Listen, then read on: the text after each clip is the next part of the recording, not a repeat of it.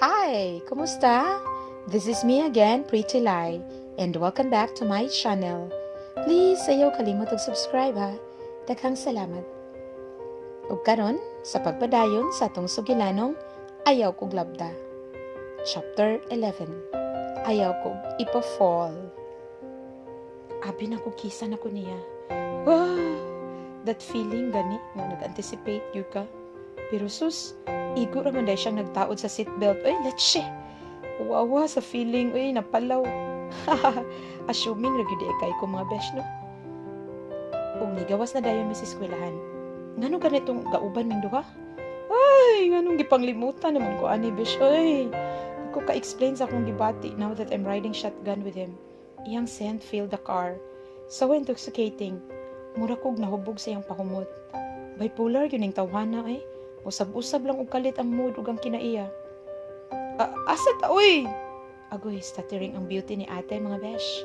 Wa pa ka get over sa feeling nga abi og kisan, wa man di ay. Hihi.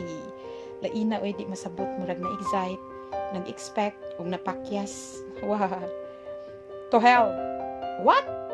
Kung gusto ka ikaw lang, stop the car. Joke. Joke? Kasi pagtuon mo sa akong life ha, duwaan? Kung ikaw nag-value sa imong kinabuhi, ako, I do. Oh, no. Chill, nerdy Yumi. I value my life too. Sayang akong kagwapo, no, if I'll just get us killed. Oh, this guy is so unbelievable. Hambugiro, gid kaayo eh. Pinakatawa lang siya da, samtang ako, perti na akong kulbaa. Kusog ka kaayo ang dagan, murag wa na'y ugma. Nami na kayong ihilak sa kahadlok. Murag akurog na akong kaunuran sa kakuyaw. Samtang siya, kulang. Di pa taon ko gustong mamatay, no? I have so many dreams for myself o para sa akong pamilya. You see, mga besh, I don't live in luxury. Every peso counts.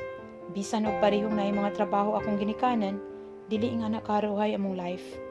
Kay una, nagkasakit si Lola, mama ni Papa. Pabalik-balik sa ospital. She had colon cancer. I was grade 7 then. Hospitalization was very expensive. Nahurot among savings for her medication, pero wala gyapon siya ka-survive. After ni Lola, nagkasakit ang papa ni Mama the following year. Wala pa gani mi kabawi emotionally and financially, pabalik-balik na pud sa ospital. Paits kayo mga besh. Usahay mura na kog zombie mo eskwela kay bantay ni Lolo sa ospital ni kagabi, then eskwela ni ka-morning. Magpuli-puli man mi og bantay sa akong mga cousins. Kaya among mga parents need man mo report sa trabaho para sa hospital bills. And then again, the pain of losing was repeated. Lolo didn't make it. Ni-complicate na iyang diabetes and he passed away when I was in grade 8. Grabe among struggles mga besh. Kay close pa yami nga pamilya. After ato, nisamot kaubos akong self-esteem.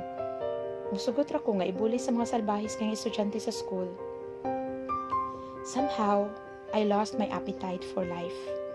It tasted so bland, and it looked so dull. Nega kayo ko atong panahon na. Pasalamat lang ko nga na akong few circle of friends.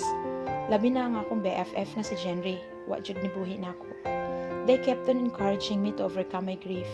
As in gitabangan jud ko nilang makamove on sa mga kasakit nga akong gipasan. Then eventually, I feel lighter. Samot na to nakailan ako si Khalil. Na-inspire ko to do better in school. Kay grabe siya ka-achiever. Hey, why so silent ha? O gipislit niya akong ilong. Wa ko kabantay na hunong naman daymi. Nagwild og samot akong heart pero in a different way. Unlike ganina, nga sa kakuyaw. Karon kay sa kakilig. Kinsa may di kiligon ang mga besh na pag-pinch niya sa akong ilong, lami man kay siya og smile, oy. The signature makalaglag pa nga smile. Feeling na ako nag-heart-heart akong mata. Ni pass out ko sa earth kadiyot oy kay nitiurok na pud ko sa kakilig nga akong gibati. Wala gi ko'y nasulti mga besh. Igor akong nitutok niya samtang nag-heart-heart akong mata. Mura na kog emoji ani. Ay, ambot oy. Basta yung ani gani mi kaduol. My knees go weak. Mura na gyud og nahimong jelly. And I feel so fuzzy inside. Lahi na gyud yung effect nako. Murag mas intense kaysa ma-feel nako if si Khalil akong kauban. Hey, don't be mad. Pretty, please. Unsa to? Did he call me pretty?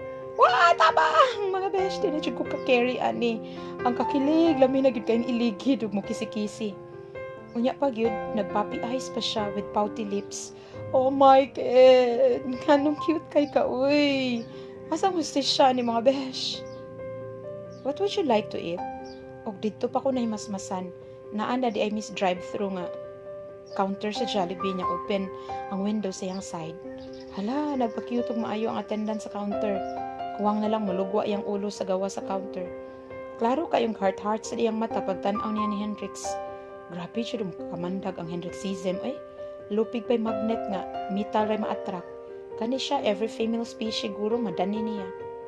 Kalagot sa daring bayhana eh. Kita siyang naikuyog ang guy, sige gihapon pa cute. Hala ha, you're trained to flirt di ay. Di man na imong trabaho jay, sumbong di kas manager ninyo ron. Hala, kainas akong gibati ay. Unsa ni ay, naimbiyar na akong galit. Lamig kayong papaso ng murag bao nga smile sa babae. Tara na, busog pa ko. Sa akong kalagot, maog yun na ni gawas akong baba. Bisan sa tinud-anay lang, gigutom jud ko. Pero nairita ko sa dagway sa attendant ay flirtatious kaayo, murag gwapa. Hoy, Zay, di jud ka pansino ni Hendrix, no? Kaya he has a harem of sexy, beautiful women who worship the ground he walked on. Busog ka? I haven't seen you eat anything since after lunch. Ha? Kabalo siya nga, wako ni snacks? Oh my God, masyagit na ba ko, ani? Doy, gikilig na pod ko ay imagine little details like this na notice niya. Miss, we'll have 2 cheesy bacons with large fries and Coke float. Smile to the max kayo si ating atendera, eh. Pero wag yun, sukli og smile ni Hendrix. Do, Moira. Igo ra siya ni hatag sa money day ni tanaw siya nako. You're hungry. I can hear your stomach grumbles from here. Oo na, gigutom na si Oka. Na-stress ka ako nimo, no? Why? What did I do to you ba? Che, basi nalimot ka o kapila ko nimo biraha. Sakit kaya kong bukton, hapit na detach ganina. Gamay ra baya ni screws. You're so cute when you're funny, Yumi. Ho? Me? Being funny? Hala ha, nagsulti ako sa tinuod. You're so thin, that's why I'm feeding you now. Gikuha niya ang order namo nga gitunaw sa attendant. Yang gihatag nako tanan usa niya gipalarga ang sakyanan. Ay, nganong ni fade naman dayon ang kalagot nako ani niya eh. I mean, na dayon sa iyang gipakitang taras karon. I must be fangirling na pod. Murag natakdan ako ani ni Jinrida nga makigwapo kayo. Oh well, kinsa man sad gud ang diganahan magsudong sa ambungan nga dagway ni Hendrix. I'm sure what good. Unsaon ako pagkaon nga puno akong kamot. Wait lang, dool na ta. Taod-taod ni hunong ang car. Naaday miss my boardwalk. Iya kong gipaunaw naog. Dayon paggawas niya, he told me to sit on the hood of his car. Unya kay maglisod man ko kay gibitbit man ako among food. Agoy mga besh. Iyang gigunita ng akong hawak o gialsa para makalingkod sa hood. Ay, nawindang na sa ninyong ate, oy. Di kapakapa na po ang mga alibangbang sa akong tiyan. Lami, nasad kayong isuka o purple dust. Though fleeting lang iyang paghawid nako, but I felt the warmth of his hands. Ay, kalami bas pamati. Affected kay ko while siya cool ra kayo. Mauto, we munched na our food samtang galingkod sa hood kay nitupad man sad siya nako. Timing pa yun kayo kay padung saw pang adlaw. As in romantic kayo ang ambience mga besh. Kay sunset juds. Kalma kayo ang dagat. Mingaw ang boardwalk kay naaray pipila nga naglingkod sa kilid enjoying the view. Presko ang hangin o breathtaking kayo ang inanay nga pagkahanaw sa haring adlaw. It felt so peaceful. It's like going home to a place where you truly belong. Wow! Di na jud ko kasagang aning mga panghitaburong adlaw ay mura ko gadamgo nga gasigang mata. If this is really a dream, I don't wanna wake up. Gusto na kong i-enjoy ang moment ug ang feeling for a lifetime. Charot. Why did you bring me here? Wala lang. I just find comfort in this place. And being with you just seemed to feel so right. Ugwa ko kasagang sa iyang tubag. He then looked at me with those sharp, penetrating eyes. Serious kayo siya tanawon. Lahi sa buling nga Hendrix nga una na kong hibagat. He's like a cryptic message nga lisod kayo decipher. Nitutok po ko niya, pero di ko kaharong. I looked away o dito na lang ko nitanaw sa dagat. Dili na ako masabot ang akong gibati. Murag na ay mga kabayo nga nagkarera sa akong dughan. Overwhelming kayo ang feeling. I just wanna bask in it. Pero Hendrix in town, if you don't have plans to catch me, please, ayaw ko ipafall.